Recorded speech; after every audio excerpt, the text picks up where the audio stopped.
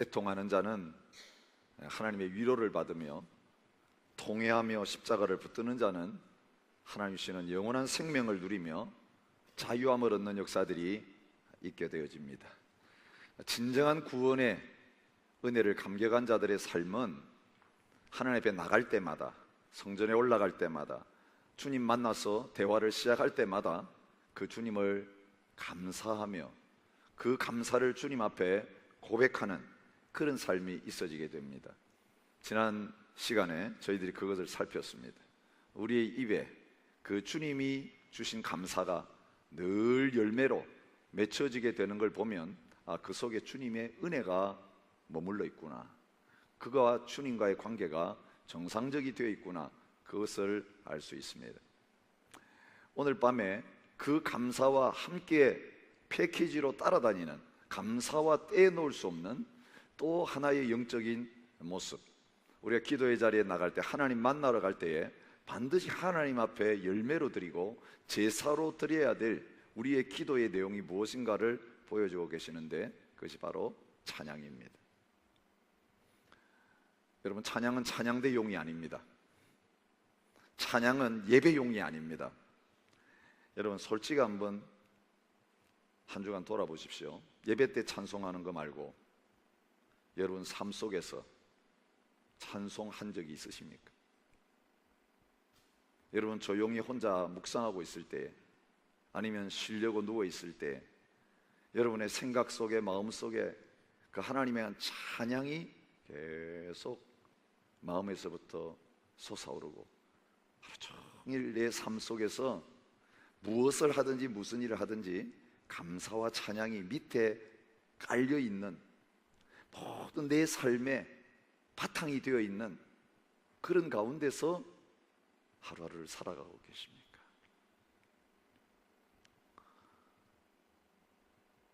찬양하는 모습을 보면요, 그 사람의 영적 상태를 알게 되어 있습니다. 많은 사람들 가운데서 여러분 같이 회중을 찬양하니까요, 어떤 분들은 그냥 형식적으로 입만 뻥긋뻥긋 하시는 분이 있습니다. 그걸 립싱크라 그러죠. 가수들도 그런 가수들이 있어요. 녹음해 놓은 거 틀어놓고 자기는 딱 마이크 들고 그 노래에 맞춰서 입만 뻥긋뻥긋 하는 거예요. 노래하는 게 아닙니다. 근데 오늘 우리의 마음은 딴 데 가 있고 입만 하나님 앞에 소리 내고 있는 건 립싱크예요. 하나님이 우리 찬양한 거 하나님 앞에 얼마나 상달됐는가, 그것 가지고 우리에게 상급을 매기신다면 그거는 전혀 안 한 것입니다. 하나님, 내가 이렇게 찬송가 많이 불렀는데 안 하다니, 너 마음으로 한 게 없다. 자, 한번 들어볼래? 하나님 녹음한 거 들으시는데 거기 하나도 녹음이 안 되어 있습니다. 이게 하나님 앞에 상달된 게 아니에요. 여러분, 오늘 우리가 그런 헛된 찬송가, 헛된 찬양, 헛된 예배를 드릴 수 있는 자리에 있습니다. 오늘 이 밤, 이 기도의 시간들을 통해서 다시금 하나님 앞에서 우리의 마음 깊은 곳에서 우러나오는 그 진정한 찬양과 감사가 회복되어질 수 있기를 바랍니다. 여러분, 그 교회의 영적 수준이 어디에서 드러납니까? 그 예배 가운데서 찬양 들어보면 압니다.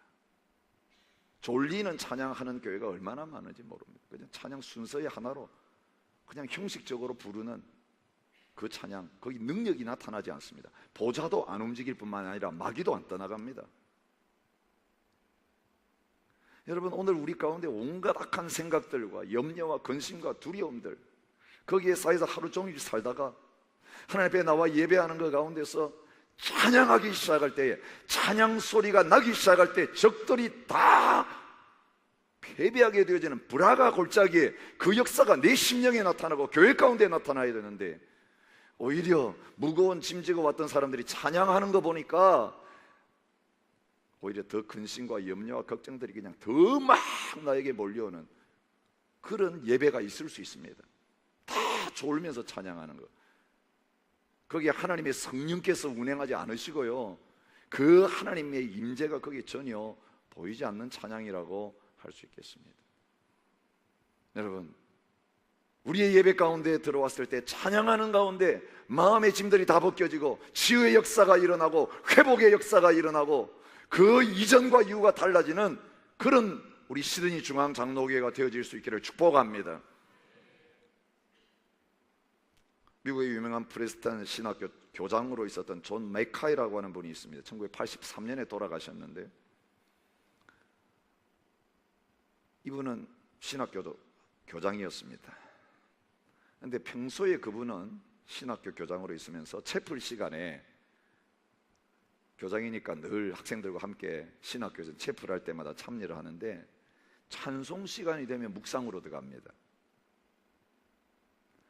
그분의 찬송 들어본 사람이 있느냐 할 때 별로 학생들 가운데나 교수들 가운데 오랫동안 신학교 교장으로 있었는데 그분 찬송하는 걸 들어본 적이 없다, 그런 분이었습니다. 근데 어느 날 갑자기 이분이 바뀌었습니다. 강의하러 돌아와가지고는 강의는 안 하고 찬송하자 그래가지고 찬송만 부르기 시작합니다. 근데 그냥 찬송이 아니에요. 학생들 찬송 시킨 게 아니라 본인이 아주 땀을 뻘뻘 흘리면서 열정적으로 찬송하는 그런 모습이 있었습니다. 학생들이 이제 찬송 그만하고 강의합시다 해도 웃으면서 찬송하는 거기에 더 빠져 있었고 심취되었습니다. 이 교수님이 이게 좀 이상해졌다 싶어가지고 집에 가가지고 사모님을 만났습니다. 아니, 교수님이 뭐 일이 생겼습니까? 왜 이렇게 갑자기 찬송하자고 그러십니까? 그때 사모님 깜짝 놀라면서 말합니다. 학교 가서도 그래요? 이 양반이 집에서도 눈 뜨자마자 찬송 부르고, 심지어 변소에 들어가가지고도 찬송 소리를 들을 수 있고, 입 닦을 때는 입을 못 벌리니까 흐물흐물 하면서 이빨을 닦고, 가정예배 드릴 때가 되면 온통 찬송만 하자고 하는 통에 기도나 말씀하는 그 시간을 가질 여유가 없습니다. 학생들이 집에서 그런다 말 듣고 혹시 우리 교수님이 좀 정신적으로 충격을 받은 일이 있어서 이상해지신 게 아닌가 그렇게 물었습니다. 왜 이런 일이 일어났습니까? 사모님 웃으면서요, 그 계기를 들려주었습니다. 얼마 전에 박사님이 주무시다가 꿈을 꿨습니다. 근데 꿈 깨고 나서부터 이제 그 다음 날부터 일이 터졌다는 거예요. 꿈에 하늘나라를 가셨는데 베드로가 천국 문 앞에서 메카이라 하면서 생명책을 뒤적뒤적 하더니, 여기 적혀 있네요. 제자들 많이 양성해서 목사를 만들었고 모든 학점은 다 A 학점인데 한 과목이 F입니다. 낙제입니다. 천국 못 들어옵니다. 아니, 남을 가르치는 교수고 석학인데 자기가 F 학점이 있다는 소리를 듣고는 깜짝 놀라가지고 항의를 합니다. 뭐가 낙제입니까? 그때 베드로가 이런 이야기를 했다가, 교수님이니까 잘 아시겠죠. 하나님이 천지를 창조하신 목적이 무엇입니까? 예, 하나님 영광 받으시기 위해서죠. 찬양 받으시기 위해서 우리를 지었죠. 그런데 교수님 아시면서 이 세상 사람들 한 번도 찬양의 제사를, 하나님의 창조의 목적이고 구원의 목적인 찬양의 제사를 안 드리고 어떻게 지금 이 하나님 나라 들어오려고 하십니까? 여기는 이제 다른 거 안 하고 찬송만 하는 데입니다. 요한계시록에 나와 있듯이 천군 천사와 12 장로들과 24 장로들과 모든 생물들이 흰옷 입은 수많은 사람들이 와서 쉼없이 보좌 앞에서 하나님 찬양한 거예요. 그 자리에 서가지고 뭘 찬양하시겠습니까? 이 땅에 있으면서 찬양 한 번 제대로 안 드리고 연습도 못 하셨으면서 돌아가지고 이제부터는 그 찬미의 제사 드릴 준비하고 세상에 있으면서 부지런히 찬송하십시오. 귀청이 찢어져라 그렇게 야단을 맞았습니다. 그 소리에 번쩍 깨서 일어나 보니까 꿈이었습니다. 그때부터 그의 인생이 달라졌다는 거예요. 돌아보니까 자기 그렇다는 거예요. 말씀은 굉장히 많이 알고 있고 남을 가르치고, 그런데 그게 지식의 수준에 머무르고 있지 내 삶 속에 실제가 안 된다는 거예요. 이 자리에 찬양대원이 계신지 모르겠습니다. 이번 주일날 찬양대 세미를 한다고 해서 저보고 기도와 찬양에 대해서 부탁을 했습니다. 여러분, 직업적으로 찬양하는 건 주님 앞에서 아무 상관없는 것이 될 수 있어요. 저는 말씀을 가르치는 사람입니다. 기도회를 인도하는 사람입니다. 그래서 제가 목사기 때문에 말씀 연구해가지고 열심히 보면서 가르치고 기도 시간에 나와서 열심히 기도 인도를 하고 할 수 있습니다. 그런데 만약 저 자신과 하나님과 개인 사이에서 내가 주님의 말씀 앞에 나아가서 나를 위해서 하나님의 음성을 듣고 말씀을 나를 위해서 묵상하고 연구하고 나와 주님과의 기도 시간 없다면 나는 공적으로 한 그거 전혀 주님 앞에 계산되지 않는 겁니다. 직분 때문에 하는 것, 의식 때문에 하는 것, 종교일 뿐입니다. 바리새인들 얼마나 기도 많이 했습니까? 기도도 아니었습니다. 외식이었습니다. 골방에서는 전혀 딴짓하고 있었습니다. 나 혼자 있을 때 어떤 모습으로 하나님 앞에 나가니까 진짜 모습이에요. 사람들 볼 때 어떻게 하는가, 그거는 사람용이기 때문에 너희 상이 없다고 말하는 거예요. 상 다 받았다. 야, 기도 많이 하시는 분이다. 야, 찬양대 열심히 섬기신다. 저렇게 말씀을 많이 읽으셔가지고 1년마다 성경 읽기 표해가지고 내가지고 집에 책이 이만큼 쌓여있다. 그거 다 사람에게 상 받으려고 한 것이라면 하나님 앞에는 아무것도 한 거 아닙니다. 여러분의 찬양이 혹시 어떻습니까? 예배용입니까? 교회용입니까? 내 인생 속에 찬양 없이는 살 수 없는 가장 중요한 목적이 되어 있습니까? 찬양을 그만큼 하나님께서 중요하게 생각하십니다. 이 백성은 내가 나를 위하여 지었나니 나를 찬송하게 하려 함이라. 이게 우리 지으신 목적인데, 이 일을 안 했다면, 이 일이 우리의 메인이 안 되었다면 우리는 목적을 이루지 못한 사람입니다. 하나님 앞에 어제 감사에 대해서 생각했습니다. 하나님께 드린 최고의 감사 방법이 뭘까요? 하나님 앞에 찬양하는 것입니다. 감사 헌금 드리는 거 아닙니다. 봉사 많이 하는 거 아닙니다. 하나님 앞에서 최고의 감사는 찬양입니다. 그래서 레위인들은 하나님 앞에 섬기는 자들이었는데 아침과 저녁마다 서서 여호와께 감사하고 찬송하며, 감사하고 찬송하며, 이 감사와 찬송이 같이 패키지로 따라다니는 걸 보게 됩니다. 감사하면 찬송하게 되어 있습니다. 여러분, 성전을 지을 수가 없어서 장막에다가 하나님의 언약궤 모실 때에 다윗은 나팔 부는 자들과 노래하는 자들을 세워가지고 여호와를 찬송하고 감사하게 했다고 말합니다. 감사하고 찬송하고, 찬송하고 감사하고, 찬송과 감사는요 뗄래야 뗄 수 없는 쌍둥이와 같은 그런 것입니다. 느헤미야가 성벽 건축을 다 마치고 나서 그 지은 성벽 위를 두 배로 나눠가지고 행진하면서 성전에 가서 예배하는 장면이 느헤미야 12장에 나옵니다. 그들이 봉헌식을 어떻게 했습니까? 성벽 위에 오르게 하고 또 감사 찬송하는 자의 큰 무리를 둘로 나누어 가지고 대오를 지어가면서 감사 찬양하게 했다는 거예요. 감사 찬송하는 그것이 그들의 봉헌식이었습니다. 다윗은 개인적으로 하나님 앞에 감사하며 찬양하는 자였습니다. 여호와의 이름으로 내가 이방 나라들 중에서 주께 감사하며 주의 이름을 찬송하리이다. 얼마나 찬송에 열중했는지, 얼마나 예배에 열중했는지, 속에 있는 입었던 속옷이 덜렁덜렁 다 드러났는데 춤추며 하나님 앞에 찬양하면서 그 하나님의 언약궤를 옮겼던 것을 보게 됩니다. 그는 다윗의 장막 안에서 기도하며 찬양하는 삶을 살았던 사람입니다. 그가 성도들에게 말합니다. 시편 30편 4절에 주의 성도들아 여호와를 찬송하며 그의 거룩함을 기억하며 감사하라. 한 가지만 절대로 이야기하지 않습니다. 찬송하며 감사하라. 감사가 있거든 하나님 앞에 나가서 찬양할 뿐만 아니라 나의 삶 속에서 그 감사한 것들을 하나님 앞에 찬양으로 올려드려야 된다, 그렇게 말하고 있습니다. 골로새서 3장 16절은 그리스도의 말씀이 너희 속에 풍성히 거하여 모든 지혜로 피차 가르치며 권면하고 시와 찬송과 신령한 노래를 부르며 감사하는 마음으로 하나님을 찬양하라, 그렇게 말하고 있습니다. 여러분, 감사하는 마음이 없으면 노래가 안 나옵니다. 은혜가 깨달아지면 감사하고 은혜가 임하면 찬양이 나오게 되어 있습니다. 찬양이 달라지게 되어 있습니다. 형식적으로 고마워요, 땡큐 하던 그 말이 아니라 진짜 감사하면 한 번이 아니라 감사해요, 감사해요 한 번 가지고 안 돼가지고 막 연달아서 감사하다고 그렇게 말합니다. 그리고 나가가지고 어떻게 합니까? 그 사람이 나한테 해준 것에 대해서 이리저리 하면서 이제 막 싹 소문을 내고 또 이야기하고 또 이야기하기 시작합니다. 여러분, 찬양에는 어떤 뜻이 있는가 하면요, 그 찬양은 자랑한다는 뜻이 있습니다. 하나님을 찬양한다는 것은요, 하나님 자랑하고 다닌다는 거예요.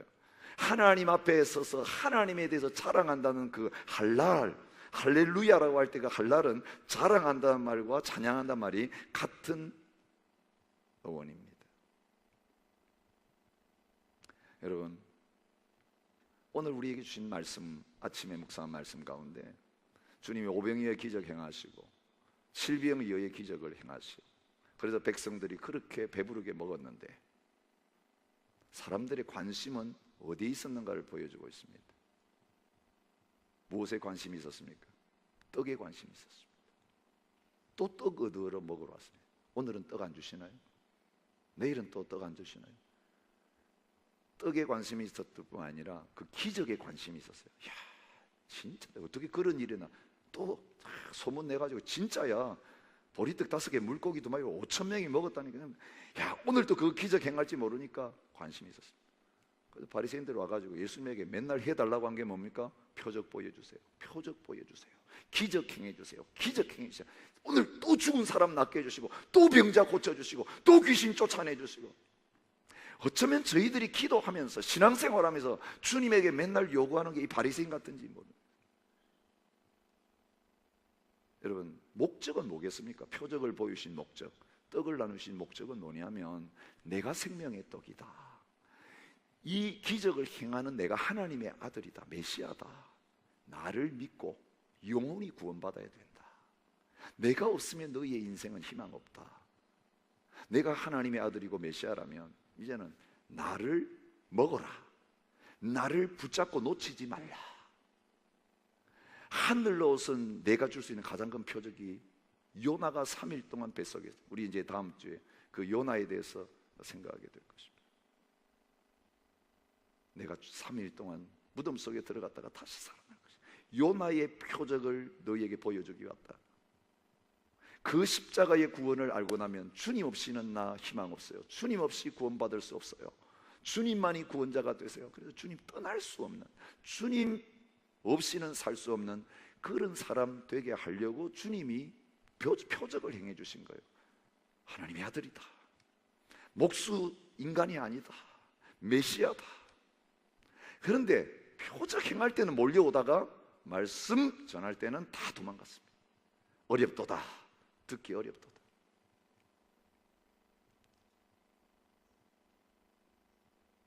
이건 뭐와 같으냐면요, 백화점 시식 코너 가가지고, 여기는 그렇게 안 하는데 한국은요, 지하에 들어가가지고 백화점 가면요 시식 코너마다 막 줘요. 근데 점심때 가면요 시식 코너만 돌면서 다 하나씩 먹으면 사 먹을 필요 없어요. 또 한국에는 뭐 사면요 샘플을 많이 주더라고요. 그죠? 근데 샘플만 가져가고 진짜 물건 안 사는 사람과 마찬가지.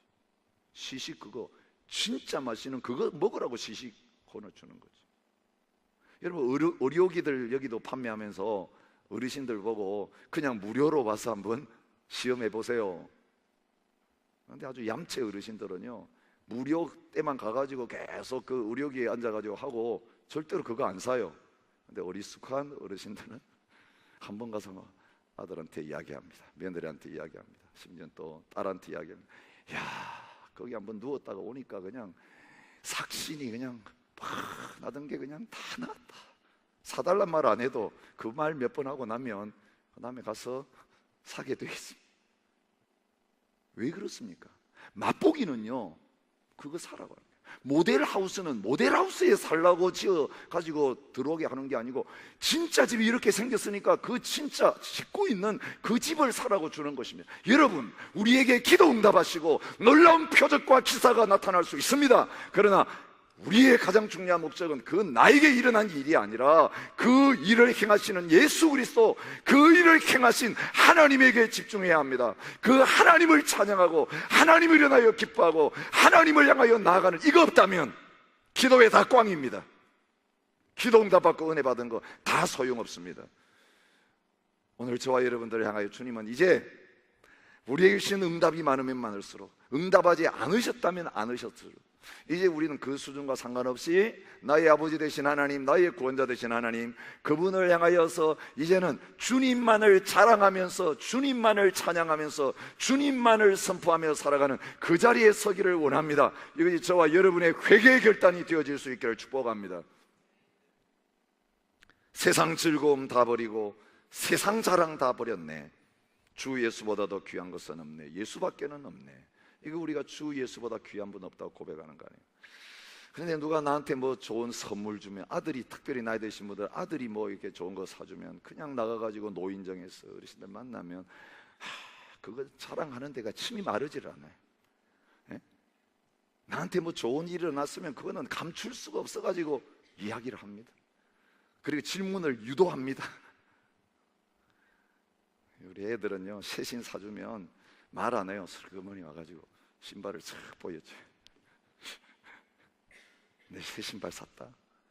좋은 일이 있으면 그렇게 자랑하지 말라 그래도 자랑하는데, 천하보다 귀한 생명을 우리가 얻었고 그 주님의 사랑이 우리와 함께하고 있고 이것이 나의 운명을 바꾸는 그 자리에 있는데, 우리의 입에서 그 예수님을 자랑하고 그 예수님을 찬양하는 것이 끊어졌다면 오늘 우리 영적으로 아주 심각한 병든 상태에 있다고 할 수 있어요. 우리 자랑하는 제목이 한단 모이면 셀에서 전도에서 예배 끝나고 뭐 다음에 나눌 때 보면 골프 수준 높아진 이야기, 고기 많이 잡은 이야기, 자식 대학 들어간 이야기, 뭐 이런 거는 막 터져 나오는데 주님이 나에게 행하신 이 놀라운 일들에 대한 간증은 하나도 없고요, 이 구원의 은혜에 대한 나눔은 없고, 그거 할 때는 그냥 싹 식어져요.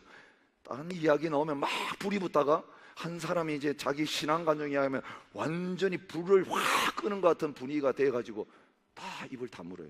이게 우리 영적 모습이에요. 이게 우리 교제 모습이에요. 이건 교회가 아니에요. 세상 집단이에요. 다시 회복돼야 됩니다. 찬양이 나누어져야 합니다. 감사가 나누어져야 합니다. 하나님의 행하신 일이 나누어져야 합니다. 내가 기껏 이 세상에서 잘해봐야 주님 없이 한 거 다 지옥의 땔감이에요. 하나님 앞에 가서 그것 때문에 얼마나 부끄러워하고 후회해야 될지. 너 뭐 하다가 왔느냐? 뭐 자랑하다가 왔느냐? 무엇을 얻으려고 하다가 왔느냐? 천하보다 귀한 생명을 너에게 주었고 귀한 삶을 너에게 주었는데 한 번밖에 없는 기회를 주었는데 그거 어디다가 쓰다가 왔느냐? 여러분, 주님을 찬양하고 주님을 자랑하지 않는 사람은 나가서 내 자랑할 거리만 위해서 살지 주의 영광을 위해서 절대 살 수 없습니다. 우리가 무슨 찬양하라고 무슨 교제를 하는 거 보면 어떻게 살아갈지 뻔합니다. 어디에 시간 들이고 어디에 정성 들이고 어디에 건강 들이고 남은 시간이 얼마 안 되는데 어디에 가서 모든 시간들을 쏟아붓고 있는지 드러나게 되어 있습니다. 여러분, 주님을 찬양하고 주님을 섬기는 일들, 주님을 자랑하는 일들이 이제는 우리의 가슴을 뜨겁게 하는 일이 될 수 있기를 바랍니다.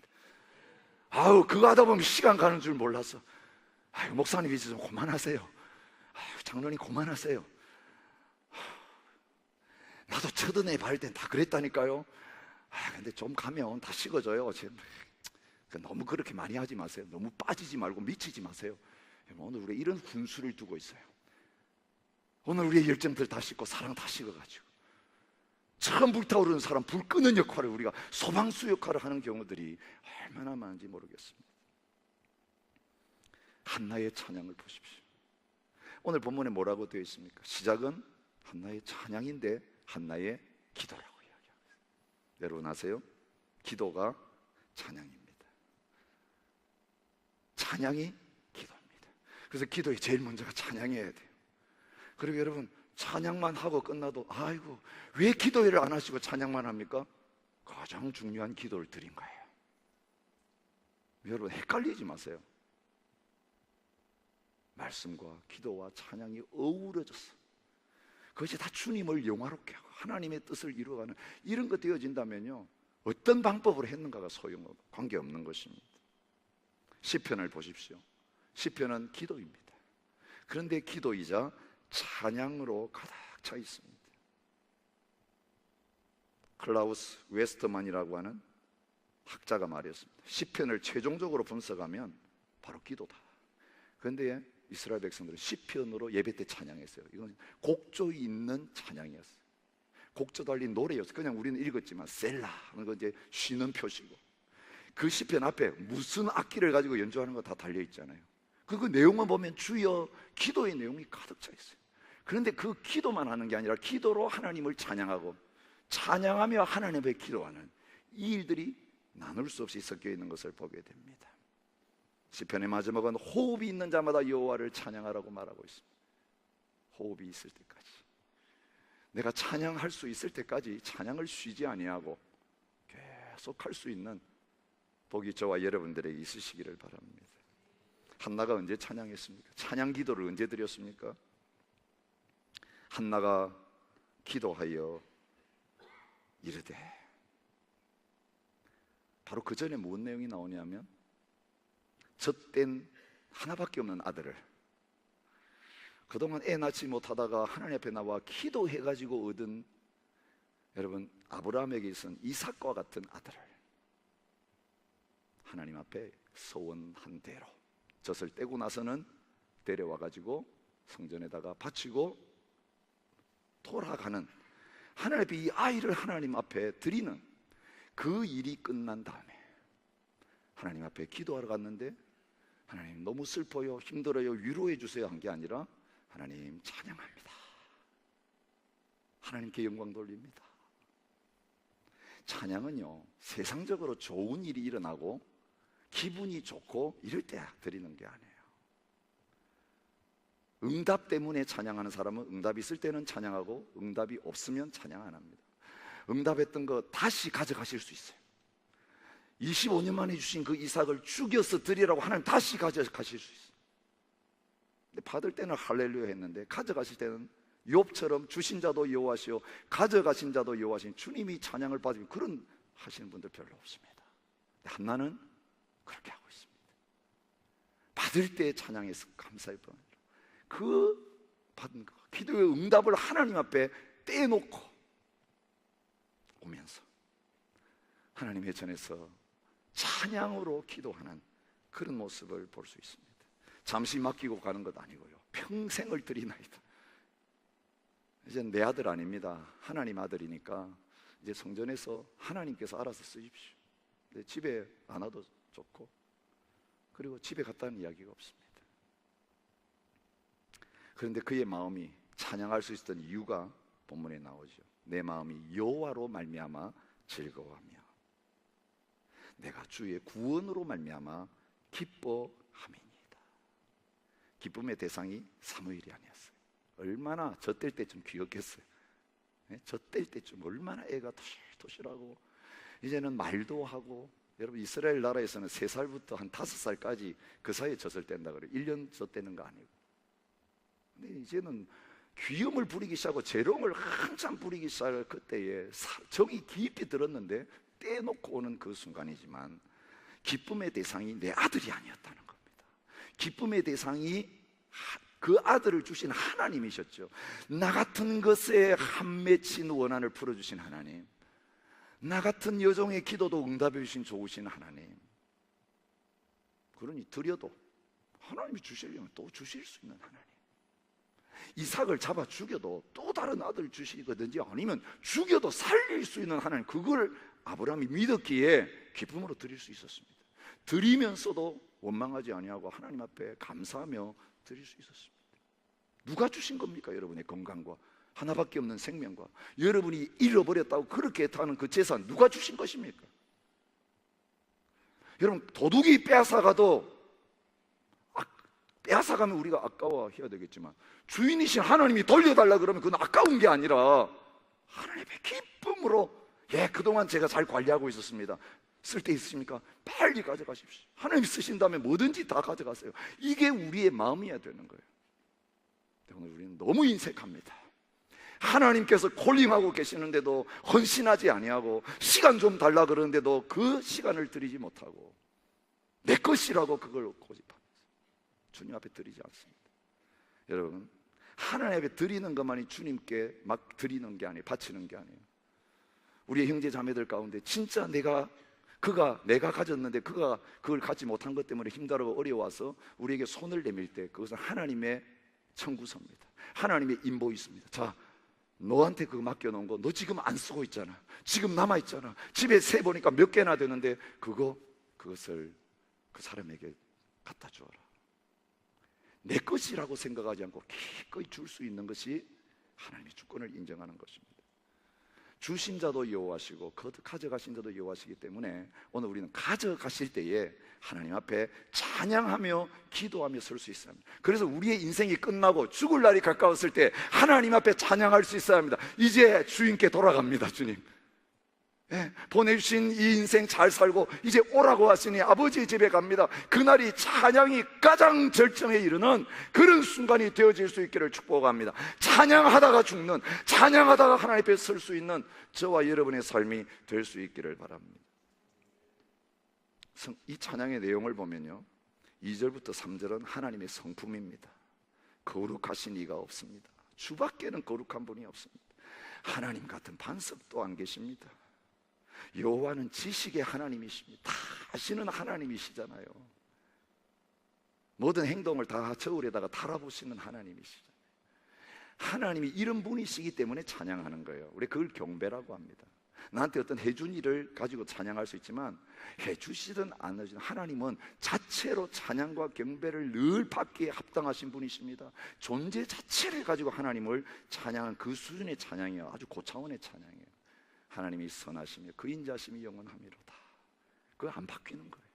하나님이 선하시고 하나님께서 인자하시고 하나님이 은혜를 베푸시고 내가 하나님 앞에 나갈 때마다 그런 하나님의 모습으로 다가오는 분 앞에 주님의 인자는 영원합니다. 주의 자비는 영원합니다. 그분의 성품을 가지고 하나님을 자랑하고 높여드리는 게 한나의 찬양이었습니다. 하나님이 행하신 일을 가지고 찬양하는 게 4절부터 5절입니다. 용사의 활을 꺾어주시고 넘어진 자를 일으켜주시고 풍족하던 자들은 품을 팔게 하시고 배고픈 사람들 줄이지 않게 만들으시는 하나님, 임신하지 못하는 아이들 여자에게 7명 낳게 하시고 많은 자녀를 둔 자는 쇠약하게 하시는 하나님, 높이기도 하시고 낮추기도 하시고 하나님이 행하신 그 일을 인해서 하나님을 찬양하며 높이고 있는 것을 보게 됩니다. 하나님의 주권을 찬양하는 내용이 6절부터 8절까지 나옵니다. 죽이기도 하시고 살리기도 하시고 지옥 가게도 하시고 올리기도 하시고 가난하게도 하시고 부하게도 하시고 낮추기도 하시고 높이기도 하시는도다. 여러분, 하나님의 결정권이 하나님의 주권이 그것이 우리의 모든 것들을 다 결정하게 되어 있습니다. 최고의 주권자가 하나님이시니까 그 하나님이 무슨 일을 하시든지 상관없이 하나님 잘하셨습니다. 하나님 최고이십니다. 그렇게 높여드리는 자리에 설 수밖에 없었습니다. 하나님의 능력을 9절부터 10절까지 찬양합니다. 거룩한 자들의 발을 지키실 것이요 악인들을 흑암 중에 잠잠케 하시리니 힘으로는 그를 이길 사람이 없다. 그 힘 있는 하나님 대적하는 자는 산산이 다 깨질 것이고 하나님이 우레로 그들을 치실 것이다. 땅끝까지 심판을 내리시지만 자기 왕에게는 그 힘을 주시는 하나님, 뿔을 높이시는 하나님, 당신의 백성들을 붙잡으시면 능력 있게 하시는 분이 하나님이십니다. 그래서 우리 약한 것 때문에 슬퍼할 필요 없어요. 하나님이 우리에게 하나님의 능력 주시면 세상에 강하고 능력 있고 배운 자들, 모든 것 갖춘 자들을 부끄럽게 하는 그런 자리에 우리가 서게 될 수 있습니다. 그러니까 주님 앞에 무기 달라고 하지 마세요. 약할 때 내가 강함이라 바울은 자기 약한 것을 자랑했어요. 왜? 약할 때 하나님의 능력이 내게 임하기 때문에. 바로 우리가 섬기는 하나님이 능력이세요. 하나님은 나의 힘이세요.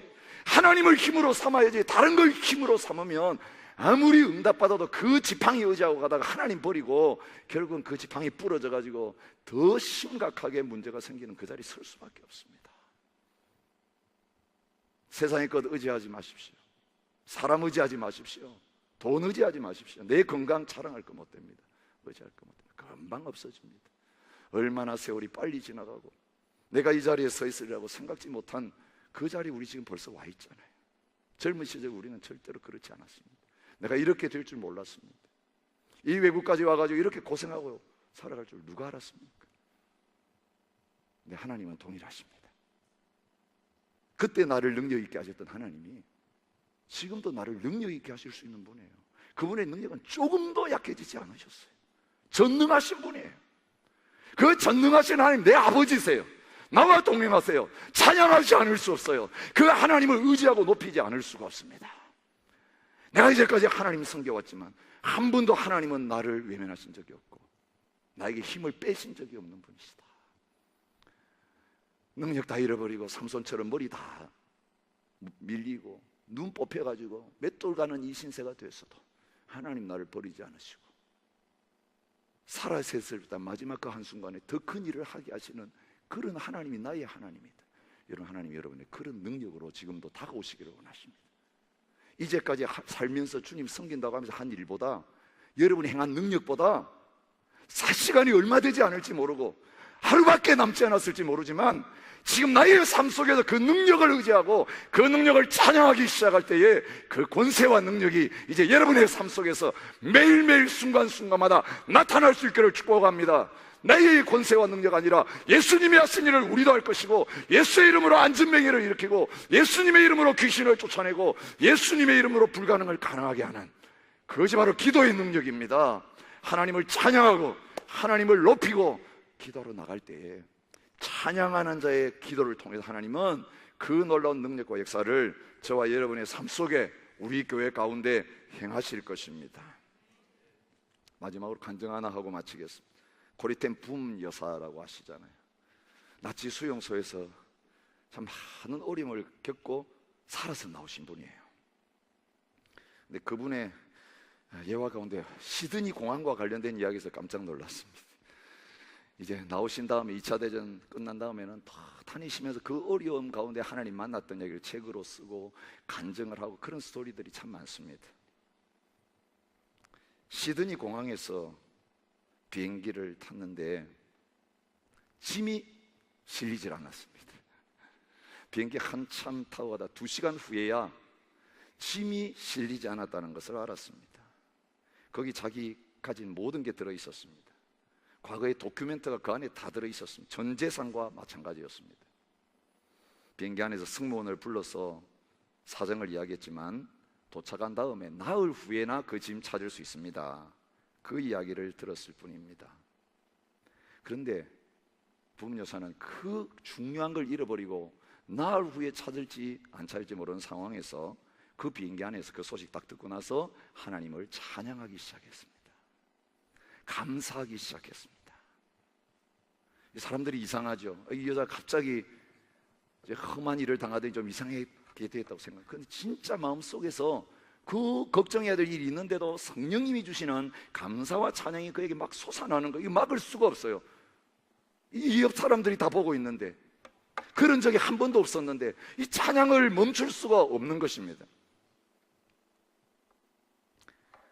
한참 찬송을 하고 있는데 비행기에서 아나운스가 나왔습니다. 갑자기 비행기가 고장났다는 겁니다. 온 승객들이 사색이 돼가지고 아우성을 치고 있는데도 고리텐 붐 여사는 계속해서 그 소식과 상관없이 찬양을 하고 있습니다. 성령님이 계속 찬양하게 하십니다. 이제는 다시 시드니로 돌아가게 되었습니다. 여러분, 돌아가는 바람에 나흘 기다려서가 아니라 바로 그 가방 찾아가지고 싣고 다른 비행기로 올 수 있었습니다. 근데 그것이 전부가 아니었습니다. 시드니 공항에 도착했는데 한 유대인이 그에게 찾아왔어요. 내가 당신을 유심히 지켜봤습니다. 다 사색이 돼가지고 아우성치고 있는데 당신은 그 어려운 가운데서도 찬양하고 있었습니다. 이유가 무엇입니까? 그때 고리텐 붐 여사가 예수 그리스도를 그에게 소개했습니다. 그는 그의 복음을 듣고 주님을 영접하고 주님의 사람이 되는 놀라운 구원의 자리에 이를 수 있었습니다. 여러분, 오늘 우리가 찬양하기 시작할 때, 감사하기 시작할 때, 문제 해결되는 거 위에서가 아니라 어떻게 하나님이 쓰시든지 간에 하나님의 주권 속에서 일어난 일인데, 하나님 능력 부족해서 이렇게 당하도록 버려둔 게 아닌데 합력하여 선을 이루시기 위해서 하나님 이렇게 하신 것이니 나는 지금 이 내가 힘들고 어려운 이 상황 그 가운데서도 감사할 것이고 이 일에 대해서 하나님 찬양할 것입니다. 우리의 기도가 감사와 찬양으로 시작하고 그 하나님을 자랑하고 하나님을 높이고 하나님 인정하게 되어질 때에 찬양과 감사의 기도에서 중보의 기도보다 간구의 기도보다 더 큰 하나님의 역사하심과 운행하심이 저와 여러분 삶 속에 나타나시기 바랍니다. 하나님이 뭐 하나 받아가면 그것밖에 가져가지 못합니다. 근데 하나님을 높이고 하나님을 모시고 가면 이거 내주세요 저거 내주세요 하나님 모시고 가면서 하는 족족 하나님의 능력과 역사가 내가 가는 곳마다 하는 일마다 나와 함께 하신 하나님을 통해 나타나게 될 것입니다. 하나님 모시고 돌아가십시오. 주님을 모시고 가십시오. 그 주님을 놓치지 마세요. 집에 가서도 일터에서도 아무리 힘든 일이 있어도 이제 내 혼자가 아니에요. 기도의 자리에서 우리가 붙잡아야 될 분이 바로 그 주님이세요.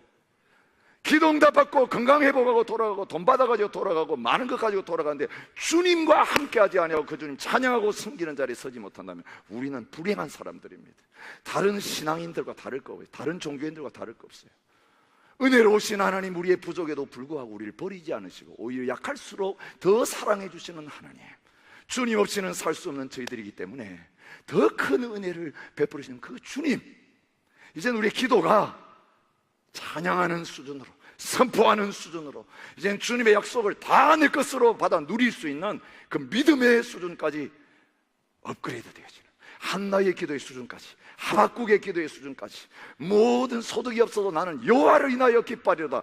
여러분, 하박국 3장은 하박국의 기도라 해놓고는요 마지막에는 찬양으로 그 기도가 끝나고 있어요. 한나의 기도와 똑같습니다. 오늘 저와 여러분의 모든 기도가, 기도만이 아니라 우리의 모든 삶에 이 진정한 하나님이 누구신지, 하나님이 나에게 어떤 구원을 베푸셨고 하나님이 어떤 주권을 가지고 섭리하고 계신지 그 하나님을 바라보고 집중하는 가운데 찬양이 회복되어지는 자리, 우리의 삶 속에 중단되었던 찬양이 내 모든 삶의 밑바탕에 반주음으로 다시 깔리는 귀한 시간 되실 수 있기를 축복합니다. 성령이 그렇게 하실 것입니다. 성령 충만하면 감사가 회복되고요, 성령 충만하면 찬미와 신령한 노래를 부르며 서로 화답하는 놀라운 역사, 부부와 같이 손잡고 찬양하고 화답 축복성을 하며 찬양하고 자녀들이 향하여 찬양하고 하나님의 축복하는 이 놀라운 회복의 역사가 일어나게 될 줄 믿습니다. 찬양한 마귀가 떠납니다. 찬양한 그 심령의 질병이 떠나갈 수 있습니다. 우울증 떠나갑니다. 불면증 떠나갑니다. 내 마음에 병든 거 다 회복되고 고쳐집니다. 찬양할 때 기도의 줄이 터져요. 기도문이 터져요. 찬양으로 시작해 보세요.